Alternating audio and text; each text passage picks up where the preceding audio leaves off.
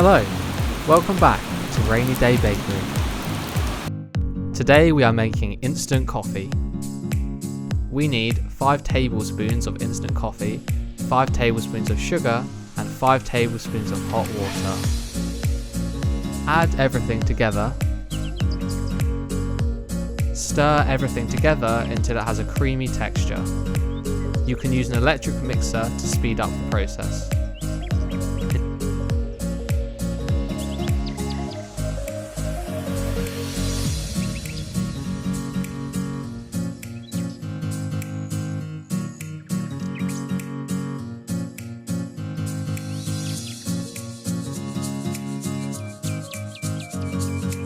Enjoy it!